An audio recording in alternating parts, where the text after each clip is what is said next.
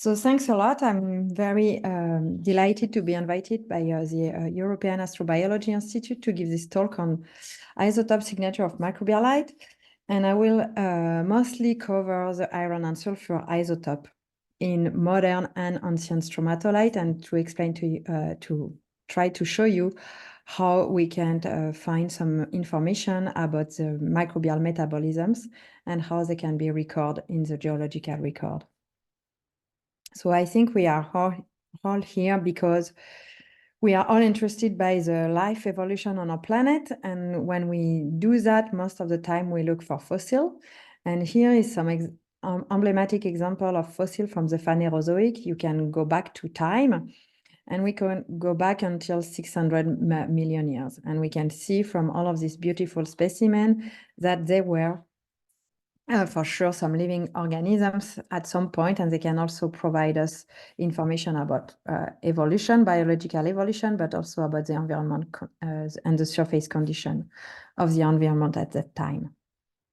But when we go further back in time, it's more complicated because life was appear small as small microorganisms, and so they left very small traces in the geological record. And if we look for the Precambrian, which is the largest and the longest period of time of the Earth's history, starting at 5 million hundred years and going until the beginning of the Earth at 4.5, and especially during the Archean, which is this period between 4 to 2.5 billion years, it's often difficult and to really describe what is the biosignature and what is the microfossil.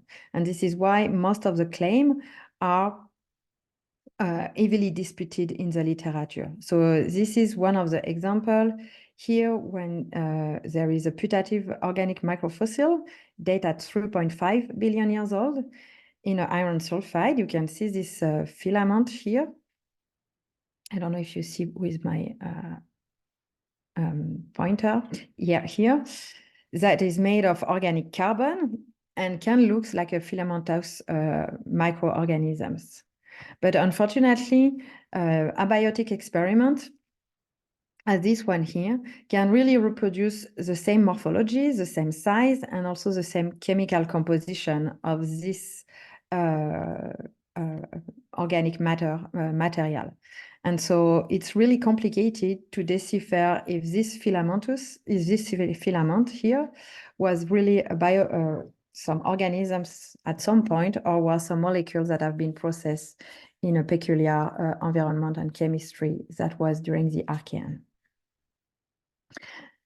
And this is because when during the degradation of the organic matter, so all of the molecules that are formed from these microorganisms, when we buried them and they in the geological record, we will increase the temperature, and we will therefore also increase the pressure, and so the molecule will degrade. And so this is example here from Summon and Alliance and Summons, where you see the biological organic matter that can be transformed in graphitic carbon and kerogen and to graphite. And when we do that, we lost most of the information. And because most of the rocks we look in the geological record have been metamorphosed, the organic remain we have are between the kerogen and the graphite, and so it's very difficult to have to record some biological information. So right now we have ambiguous criteria for defining a trace of life, and this is because the morphology, the carbon structure, and even the carbon isotope geochemistry can be formed from biological process for sure, but can be also reproduced in different abiotic lab experiments. And this is one of the issue we have to really decipher what was the earliest trace of life in the geological record. But in a way, we are still lucky because stromatolite exists. And since this very beautiful study from Alwood et al. In 2006, who have described the Strellepul stromatolite in Australia, there was this note from Stanley Avramic from the same paper that states that we should have some respect from stromatolite. And I will show you why I agree that these rocks are indeed very beautiful and can tell us a lot about the life evolution and the during this period of time. So stromatolite exists through the entire geological time, which is very interesting because we can study the modern counterpart of the geological record. And so right now they exist in various environments. So this is one of the examples from the Laguna Negra. This is a high altitude lake in the Andes, but they also exist in seawater environment like in the Bahamas or in Australia in the Shark Bay coastal environment. They grow in coastal lagoons, in hypersaline lake, in a lot of various environment, and we can then study them in detail and their environment, and I will go further on that. But if we go back to time, we can also find them during the Phanerozoic. So this is one of the examples of the Swiss stromatolite that are preserved in the Alpine geological record that is dated at 200 million years. And they also exist during the Archean, and I will show you two emblematic formations, the Tumiana formation that is in Australia and date at 2.7 billion years, and the Ischua Greenland stromatolites that we can discuss a little bit in detail, and it's 3.7 billion years. But first, what is stromatolite? Stromatolite is or microbialite. There are rocks that are formed under the influence of microorganisms in seawater or coastal water. And these microbial organisms are organized in a microbial mat. And so they have an organo-sedimentary structure. They are mostly cohesive, and they can contain various microbial community and various ecosystem. We can find microbial mat in a lot of different environments, but not all of the microbial mat can produce microbialite. And microbialite are really the rocks that are formed with the influence of a microbial mat. They are composed mostly of carbonate. They are lithified, and sometimes they preserve remnant of microbial cell and activity. And so we can see that from the microbial mat to the microbialite, there is two processes that occur. One is the mineral precipitation. As I told you, not all of the microbial mat can induce biomineralization. And the second is time, because we need some time from the microbial mat to induce to the microbialite. And we can, there is a study that try to assess exactly which time is needed for each of this lamination. So these rocks are made through the activity of a microbial consortium. And what is very interesting when we study the modern environment is that we can see some redox and some geochemical gradient. So this is one of the examples of this microbialite. Here, when you can see the microbial mat, and if we can zoom here, the microbial consortium is organized with various bacteria, with the cyanobacteria and the photosynthetic bacteria mostly at the top of this microbial mat, which is the greenish part. And when we go deeper, you have less light and you have less oxygen. And so you have more anoxygenic bacteria and even sulfate reducing bacteria. And I will discuss this a little bit later. When we study the modern stromatolite, we can really see that is a very small intrication between the mineral and the living organisms. So this is an example of a modern stromatolite, sorry. And you can see that there is some eukaryote here, and there is some bacteria here, and some extra polymeric substance that you can see here, like it looks like this spider web. But you can see also here all of those mineral phases that are mostly magnesium carbonate. And so there is a very tiny and small scale association of the minerals and of the organisms in this modern microbialite. And what is also very interesting is I will not enter in the detail of all of the microbial ecology and the biomineralization process for the sake of time, but I can show you some recent examples that have been done by the group of Paris in the Mexican lake.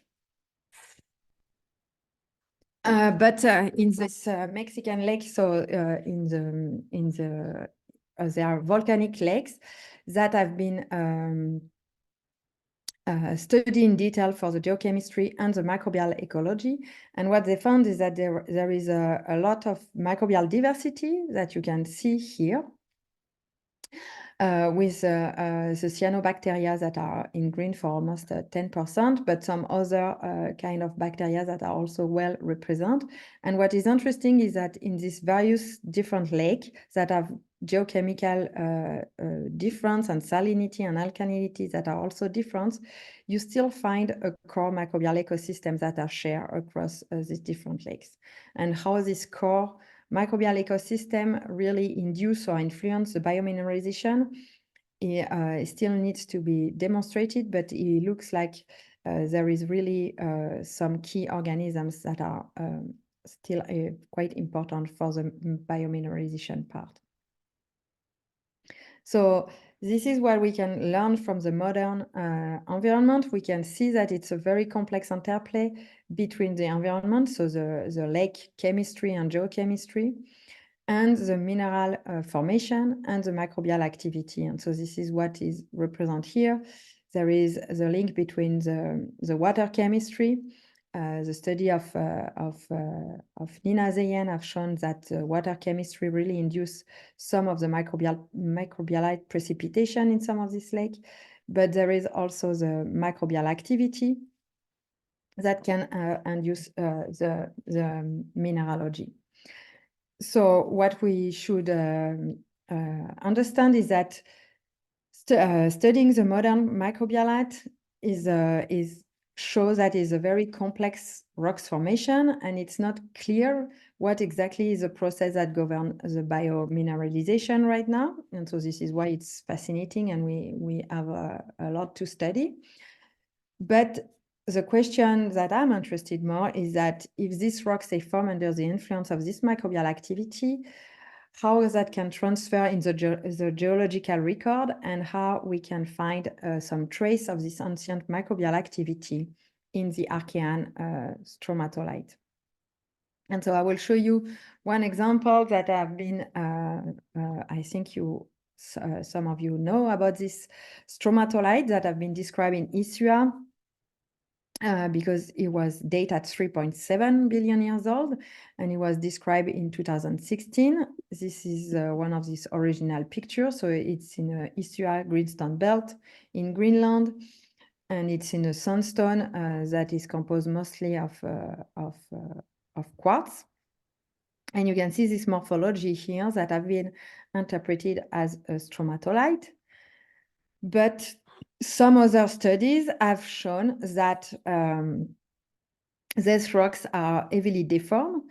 And so there was different studies that have shown that this dome are not a 3D dome, but really a 2D dome, and that is mostly induced by deformation and foliation.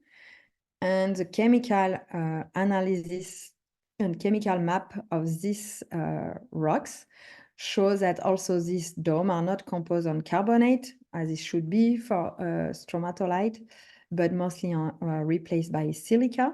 And also the rocks, compared to the initial study, is in the dome are now oriented to the down, because they have been, so there was some structural geologies that have been made, and the correct orientation of these rocks have been remade. And also the some other geochemical parameters show that these rocks have been metamorphosed at 600 degrees. So we can say that it was a sediment that was composed of carbonate and silicate at some point. But it's very difficult to say if these laminated carbonate silicate rocks were from a biogenic origin or were abiotic sediment. And so the question is how we can assess the biogenicity of microbialite in the rock record, because studying these rocks only from the field and the sedimentology is very important, but sometimes not sufficient. And so what we propose and we try to determine for the past years with several colleagues is that we can look for the redox mineral, and especially for the iron sulfide, because pyrite, which is an iron sulfide composed of, how you can see here, how it can precipitate from H2S and iron 2+. And this iron sulfide can record some microbial activity, because there is some microorganisms that will use the sulfate from the seawater or from the volcanic aerosol, and can reduce them in H2S. And when they do that, they can produce large isotope fractionation. And there is other microorganisms that can use the iron 3+ or the iron oxide and can reduce them in iron 2+. And they can also induce an isotope fractionation that can be recorded in the sulfide precipitation. And so if we can look for the sulfide, we can couple iron and sulfur isotope analysis. We can maybe decipher if these two types of organisms were present, and so if these rocks were formed under the influence of some of these microbial metabolisms. So we have tested this hypothesis on a modern environment. And so in two different environments, one is this Mexican lakes that have been heavily studied by Karim Benzerara group in Paris from the geochemistry and the microbial ecology. So the rocks are very well characterized. We have chosen one example from this ATX-CAC lake, which is a stromatolite that grow in a monomictic volcanic lake with a very low sulfate concentration and high dissolved organic content. And the other example from a marine one is a shallow hypersaline lagoon that have been studied by some colleague from Dijon, also for the geochemistry and for the microbial ecology. And so the sulfate concentration is way higher.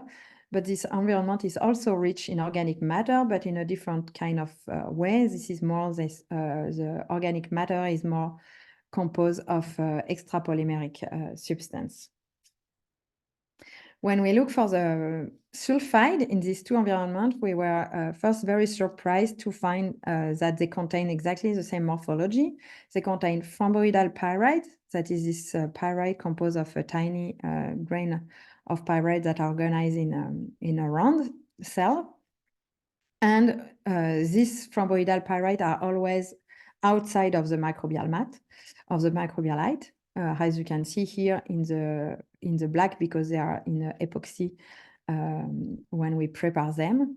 But we can also find these micropyrite that are most often associated with the aragonite. And these pyrite are very tiny grain. Sometimes they are aligned, like here in a Caillou-Coco, and sometimes they are just disseminated.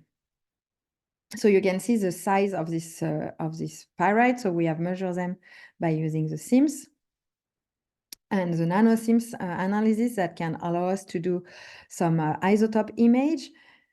First, when we look for the rhomboidal pyrite, we can see that we have a very large sulfur isotope fractionation range of composition that you can see here in blue. This is the distribution of the delta 34 sulfur.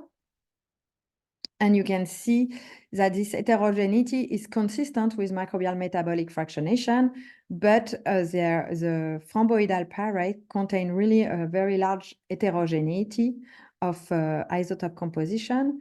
And that can suggest that there is some other processes occurring, either H2S diffusion or some reoxidation. And we are still working on it to really identify what is the process of this fractionation. So to conclude on the rhomboidal pyrite, we can say that the H2S that have been used for forming this rhomboidal pyrite have been at some point fractionated by some microbial sulfate reduction, but this is not the dominant processes, and there is some other maybe abiotic processes that exist to explain this rhomboidal pyrite isotope composition. And we also can measure the iron isotope of this rhomboidal pyrite, and this is very interesting because we also find a very large range of iron isotope fractionation, and that suggests this kind of range that suggests two processes. One, that is there is a presence of dissimilatory iron reduction, so these bacteria that can use the iron oxide and reduce them in iron 2+. But there is also, if there was only that, we should have a very narrow range and some more center value. And the fact that we have this very, very large range of isotope composition suggests that there is also some oxidation and reoxidation processes on both. So we can see that this rhomboidal pyrite can record some of these microbial metabolisms, but not only. What is most interesting is that if we look for the micropyrite, first, we can really identify that they are really syngenetic of the biofilm mineralization. This is electronic microscope images of this microbial mat from this ATX-CAC lake. And you can see the micropyrite here in white. You can see the aragonite, which is the carbonate that can made most of the microbialite. And you can see here a phase that is a magnesium silicate, that is a precursor phase of the biomineralization. And you can see the cells here that are encrusted in this magnesium silicate phase. And when we look further in this micropyrite, we can do fib section. So here it's the same. We see the little micropyrite in white. They are between the aragonite and the magnesium silicate. So they are really associated with these two phases that are very original of the biomineralization of microbialite. And when we look for the pyrite, we can see that this micropyrite, that is 1 or 2 micron size, is composed of nanocrystal of pyrite. And so this is consistent with the potential microbial origin, because the sulfide that are produced by microorganisms are nanoscale crystal and can also have various orientation. And we can also be completely convinced that they are really syngenetic of the biofilm mineralization, because if we look further to this pyrite, you can see here that there is a rim around the pyrite grain, and this rim is composed of silicon and oxygen a little bit. And so this is really a reaction rim between the pyrite and the magnesium silicate rich phase that, as told you, is one of the first phase that precipitate during the biofilm mineralization. So we know that these pyrite are not formed later during some processes, but they are really formed quite earlier in the microbialite precipitation. And when we look the sulfur isotope of this micropyrite, so this is one of the nanosims image of the sulfur count, we can find that they have a very large range of variation in sulfur isotope. You can see here the distribution in green for ATX-CAC and in blue for this Cayo-Coco. But because we are working in 2 different environments, when we know the sulfate concentration and the sulfate isotope composition, we can express this parameter that is the delta P, that is the apparent fractionation between the sulfate of the water and the sulfur of the pyrite. And when we can do that, we can find that the 2 environments have a very similar distribution with a very similar delta P that are here, this little triangle around 60 per mil. And this apparent fractionation between sulfate and sulfide is close to the equilibrium fractionation that we expect for microbial sulfate reduction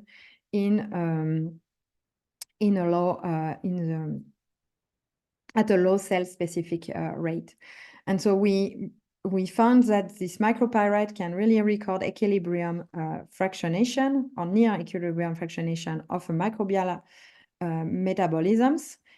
And this fractionation is not dependent of the sulfate concentration settings, because these two environments are very different in terms of organic matter concentration and organic matter type, but also on sulfate concentration. So, we have some good insight that this micropyrite inside the stromatolite can really record the fractionation of microbial sulfate reduction. So after that, we try to test it in the geological record. And so we go to some stromatolite from South Africa and from Australia. So I will show you mostly of the example of the Tumbiana sample, but we also have studied some other stromatolite.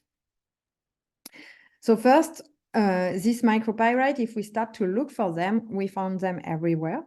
We found them, as I told you, in modern environment, in modern sediment. This is on one filter on some lake. We have on Swiss lake. We can still find this micropyrite. You can find them in microbialites of 250 million years, and you can find them in the different old stromatolite from the Archean.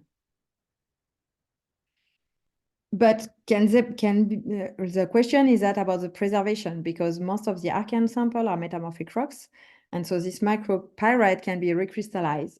But we did a study a few years ago on the Mandon formation that is not a stromatolite, it's a sediment, it's a chert, and there is some very large pyrite grain here on this chert.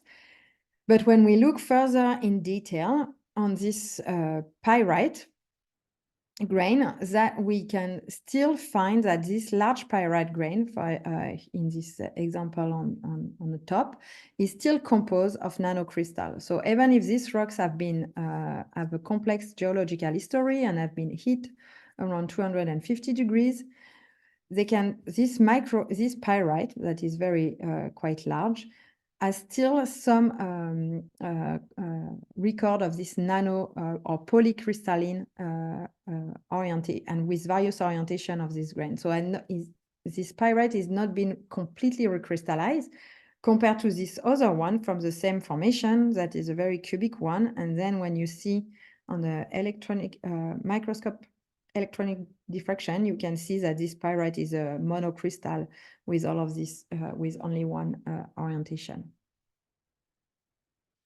So let's have a look to the Tumbiana stromatolite. The Tumbiana stromatolite are very famous. They occur in Australia.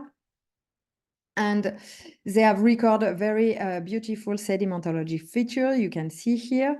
I will not enter in the detail of the environment reconstruction. There is some controversy on that question in the literature. It's either a giant lake system or it's a sea that was partially closed. So, but it's really a very interesting environment, most likely evaporative, and the stromatolite are very beautiful. So this is one of the examples from the outcrop. And when we do a thin section in one of the samples, you can see on the thin section that you can see all of this little dome of the stromatolite with all of this little lamination.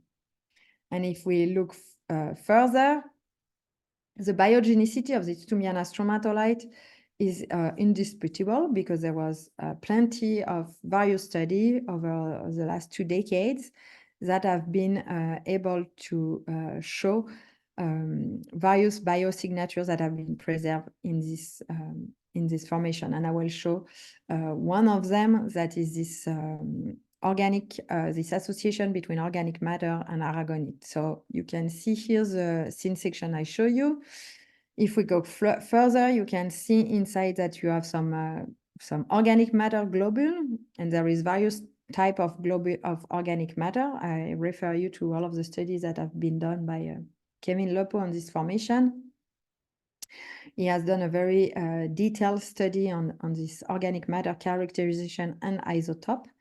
But he also has shown that this organic matter has been associated with this tiny crystal.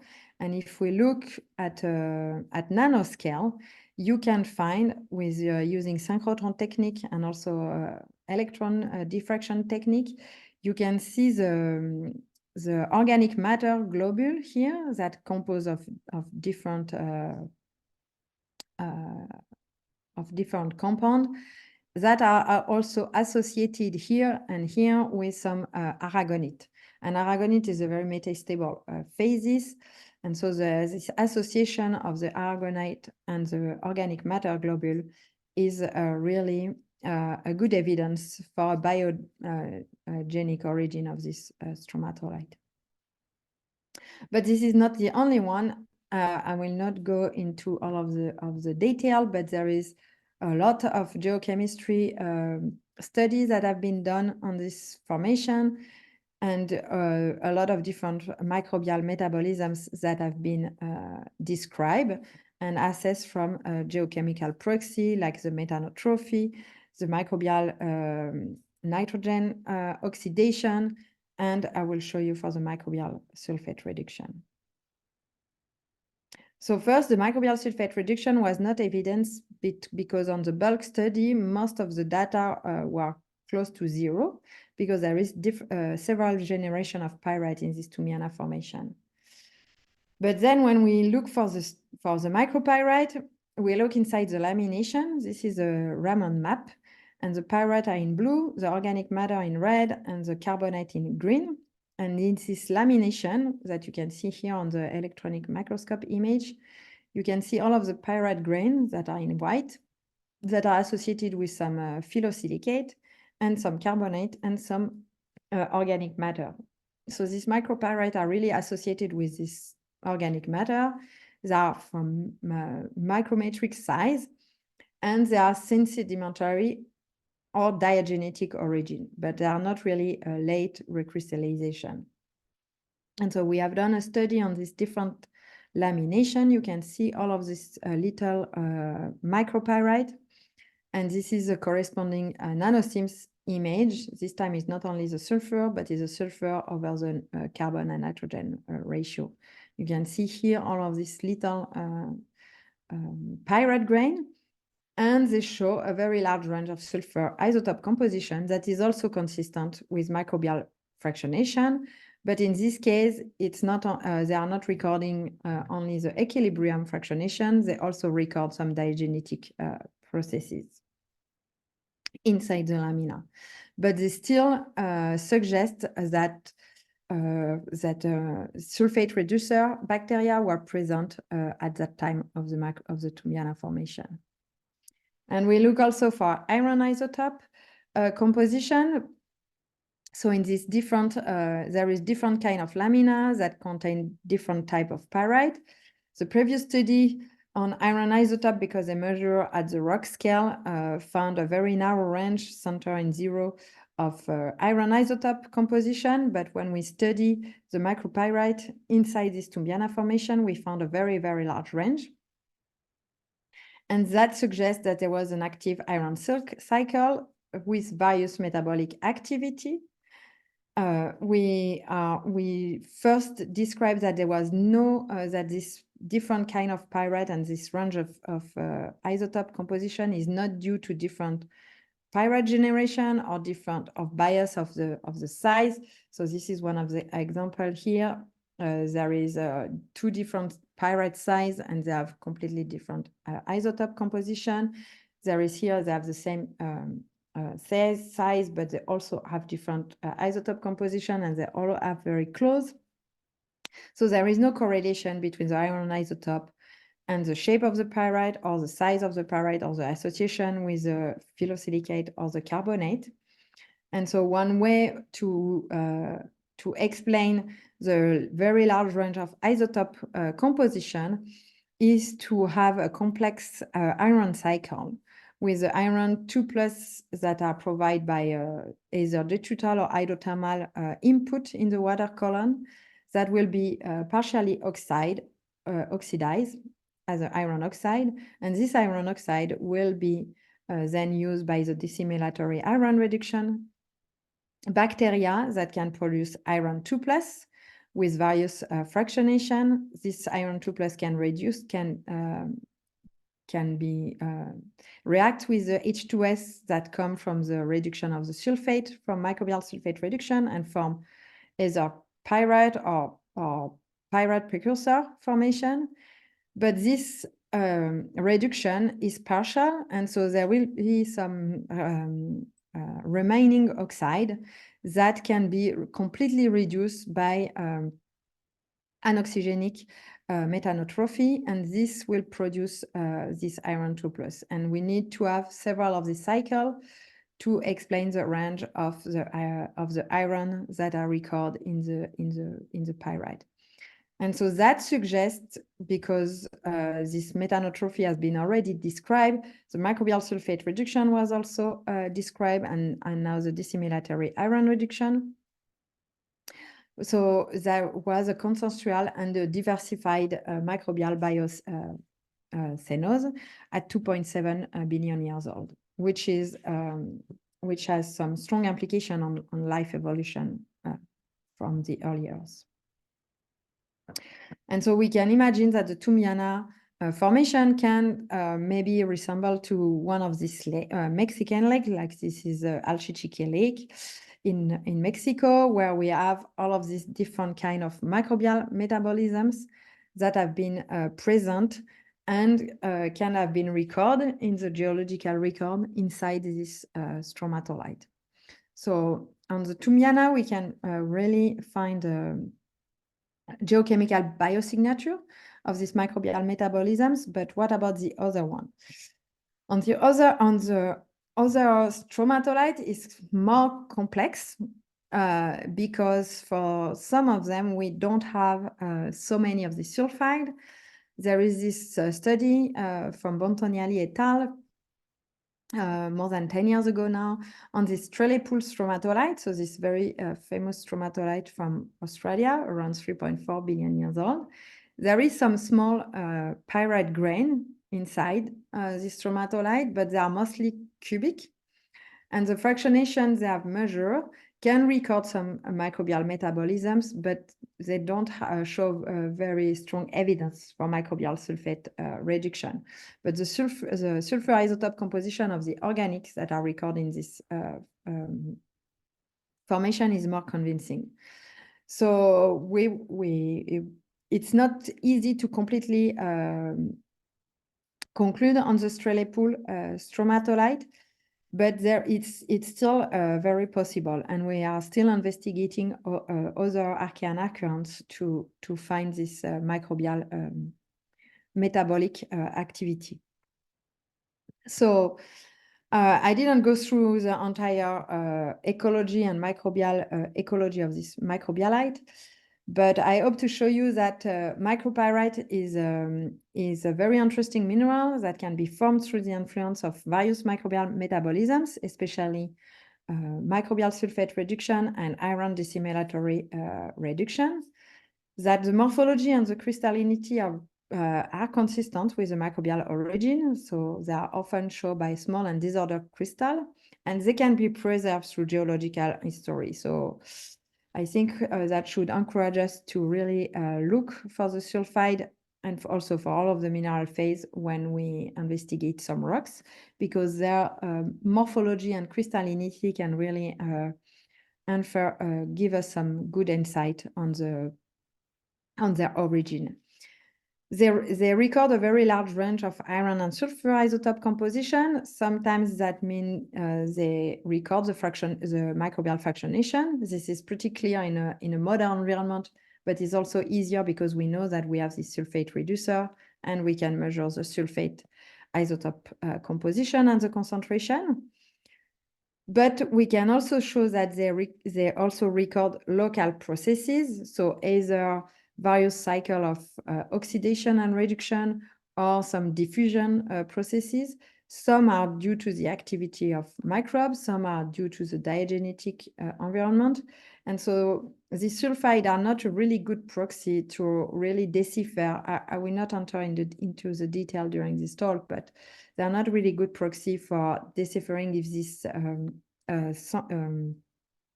on the environmental condition. Because what I didn't forgot to tell you now is that on a rhomboidal pyrite, normally we use them in the geological record as a proxy for anoxia, but you can see that in these two environments, we found this rhomboidal pyrite, and they are in a fully oxygenated environment.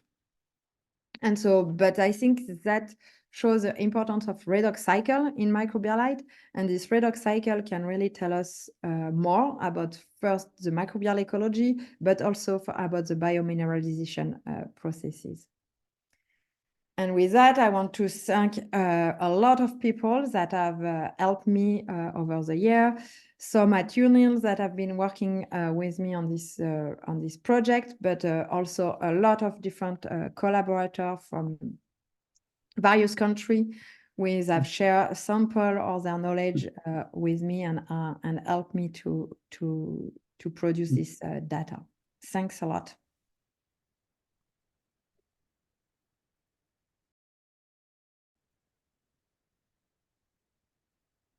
And I will ask a question. I mean, are such structures like microbialites also found in maybe a cave environment? That would be interesting, because a team I know actually investigates the interaction between microbes in lava caves and the geological substrate. It would be interesting if there are also some structures like that in lava caves or in other caves.